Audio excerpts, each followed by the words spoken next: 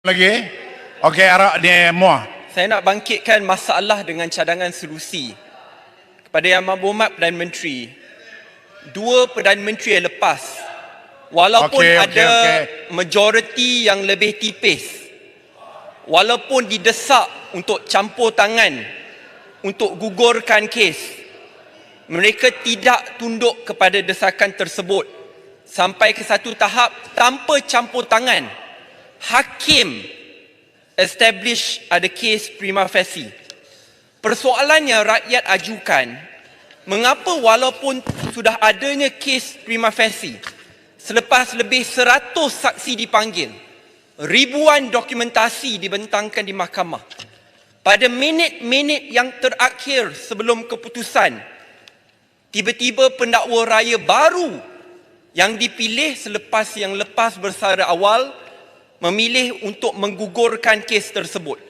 Sebab rakyat bangkitkan kegusaran ini kerana sebelum pilihan raya, Yang Berhormat Perdana Menteri semasa jadi ketua pembangkang yang saya sokong dan dukung, sendiri kongsikan bahawa Yang Berhormat Perdana Menteri masa itu tidak dapat sokongan SD yang mencukupi kerana tak nak tunduk kepada desakan perasuah. Persoalannya, itu sebelum pilihan raya. Selepas pilihan raya, adakah perjanjian itu berterusan? Okey. Dengan itu ada dua cadangan ringkas sebab whether we like it or not, kes ni dah terlepas. Baik. So ada dua cadangan ringkas. Pertama, Yang Berhormat Muar akan berikan sokongan sikit. Yang Berhormat 15 saat. Masalahnya Mak 15 Muar saat. ni, dia Cadangan, nak cakap, cadangan. dia tak dengar penjelasan kita. Please Muah. Saya dah Cadangan. sebut dalam beberapa Muar ada kes, bukti ke Muar? termasuk Ali Muhammad yang sebelah sana, yang kawan Yang Berhormat sekarang, pun ada prima facie cases tapi dibuang. Saya ada cadangan. Yang DNA. Berhormat. Kemudian ada kes, tadi saya Siti Aisyah, ada kes sebab sakit. Keputusannya Peguam Negara. Discussion dia.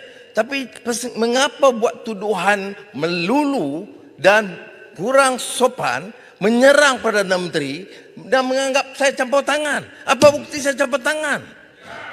Ya. Peguam negara itu peguam negara yang dipilih oleh ketua Yang Berhormat. Dan saya tidak tukar ketua peguam negara itu.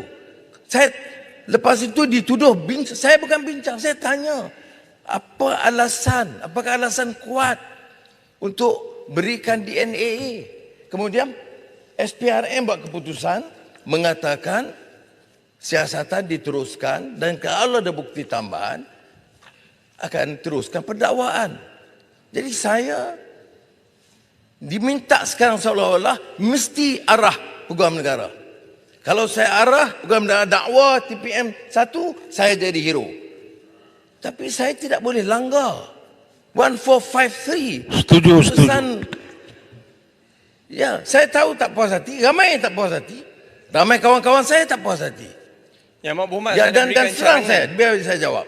Tapi bagi pandangan seolah-olah ini satu-satunya prima facie case. Banyak saya bagi contoh, termasuk ahli parlimen belah sana. Dan banyak kes-kes besar yang lain yang Berhormat tak bangkitkan. Saya sebut nak cakap pasal rasuah. Mengapa yang pembesar-pembesar yang bilion-bilion ni tak dengar suara pun? Tak dengar suara. Apakah kerana dia bantu kita? Maka kita diam. Banyak kes puluh bilion ringgit daripada negara ini. Saya tak dengar jadi champion. Tapi hanya target kepada TPM 1.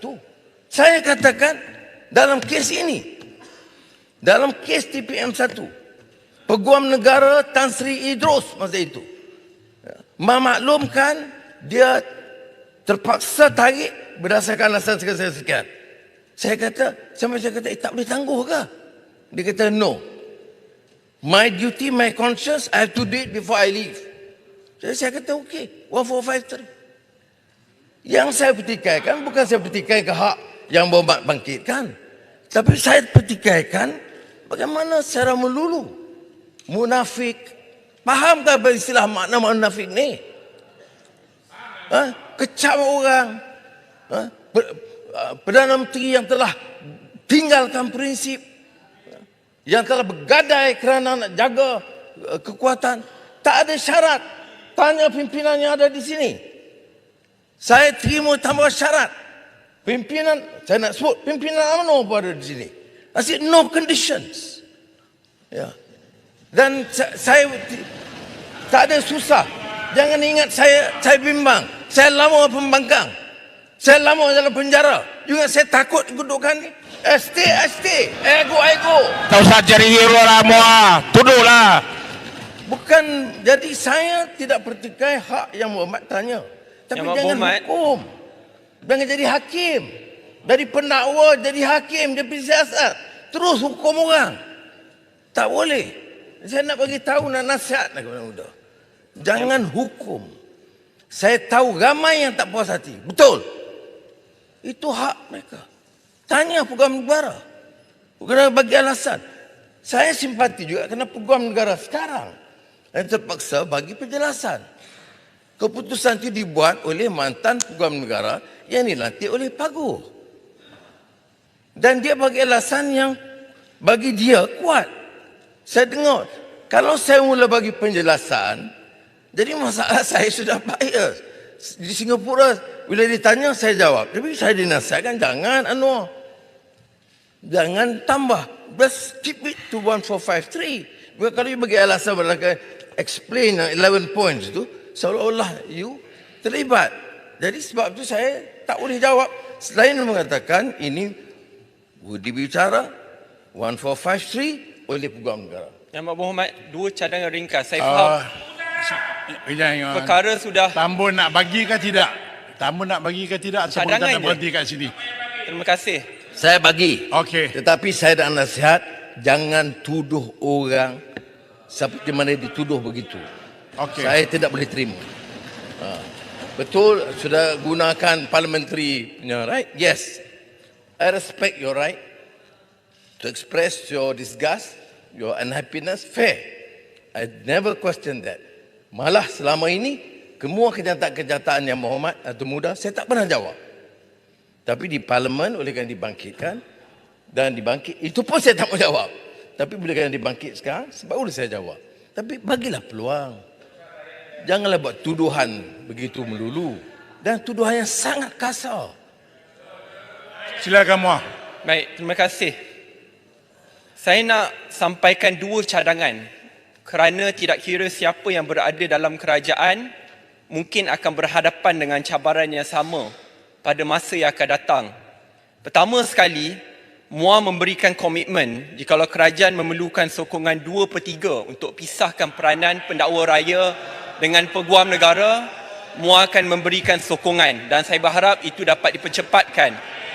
Cadangan yang kedua, pada masa yang akan datang, jikalau ada kes DNAA yang perlu dibuat selepas kes prima facie ditubuhkan, cadangan MUA adalah untuk kita menginstitusikan supaya kes-kes sebegitu wajib dibicarakan dan dibincangkan dan dibahaskan melalui Parliamentary Select Committee dan diwajibkan supaya peguam negara dipanggil. Jikalau dua Ini perkara cadangan boleh, tak Wak. masuk akal lah. Okey. Dia tak Dengar, tahu undang-undang lah. Baik. Saya tak apa, terima kasih. Tak apa. Dah cukup. Soal pemisahan peguam negara Tak boleh terima ni, tak boleh terima. dan SG, seperti yang kita tahu, diputuskan oleh Kabinet Kerajaan Perpaduan awal. Kertas dasar dibentangkan berapa Jangan bulan kong kali lalu kong lah. oleh Menteri Undang-Undang, Menteri Jabatan Perdana Menteri bahagian Undang-Undang telah diluluskan. Dan sekarang Menteri berkenaan telah pun serahkan kepada Select Committee. Jadi itu stage dia. Ya. Dan 3 tahun dulu seperti mana yang disebut oleh Menteri tak buat apa pun. Seperti yang oleh kerajaan dulu. Tapi sekarang ini kita nak teruskan. Kalau ada cadangan lain yang berhormat boleh bawa melalui Select Committee atau melalui cadangan pindaan tambahan. Cuma saya nak sebut di sini, dia ada pembahagian kuasa. Kalau kita mula campur isu pendakwaan, ini boleh tak boleh, jadi masalah. Tapi tak apalah kalau yang Muhammad Muar rasa ini perlu peruntukan ini, boleh cadang. Saya tak ada halangan. Baik. Saya nak Baik, bahagian akhir. Terima Mau kasih. cari hero lah. Baik. Kong kali kong juga. Isu 3R. 3R. Saya nak sebut di sini. Kita dituduh